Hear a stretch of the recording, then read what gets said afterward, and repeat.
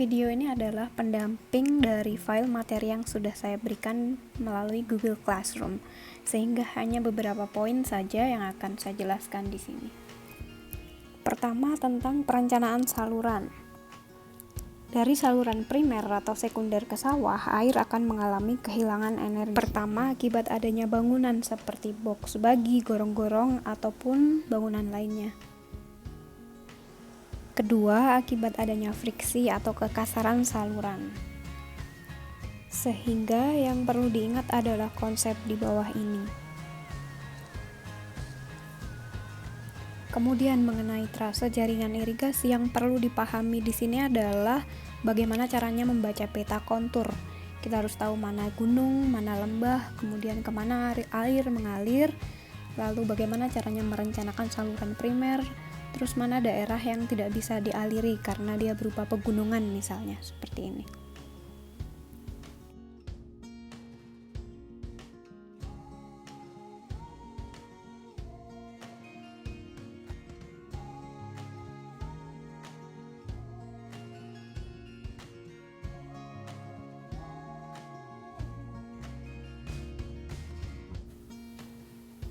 Nah, materi pada bagian ini menyajikan konsep-konsep yang harus dipahami ketika merencanakan bendung.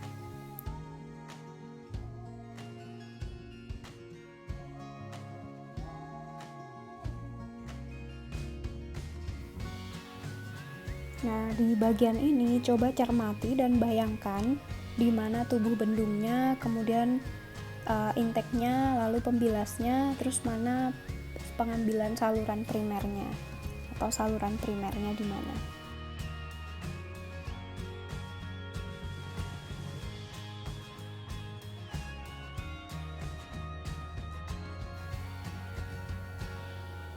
Nah, ini adalah jenis-jenis aliran berdasarkan jarak, waktu, maupun jenis kondisi alirannya. Nah, dalam perencanaan bendung kita akan fokus ke non-uniform flow dan aliran berdasarkan kondisi alirannya atau berdasarkan Froude number-nya, subcritical, critical, atau supercritical flow.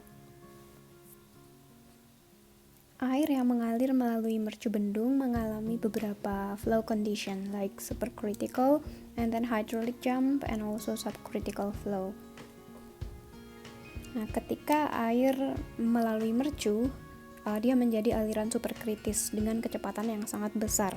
Untuk itu nanti kita akan membahas peredaman energi. Nah, ini adalah macam-macam bentuk mercu bendung dan juga cara perhitungannya. Nah, ini adalah peredaman energi. Silakan lihat dulu video mengenai hydraulic jump dan pahami seperti apa hydraulic jump itu.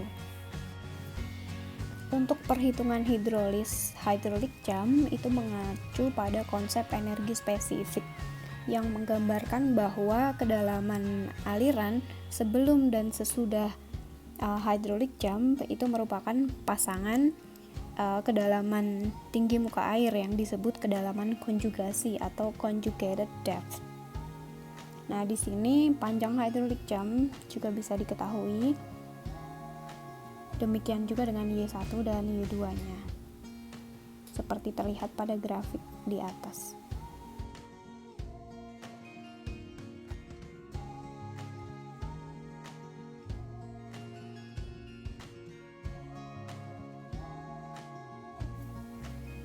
Sedangkan untuk mendapatkan bentuk peredam energi, untuk menghasilkan peredaman energi seperti yang diinginkan, dan juga untuk menghindari bentuk D ini, itu bisa didasarkan pada Froude number aliran setelah mengalir dari mercu bendung atau aliran yang terjadi pada spillway.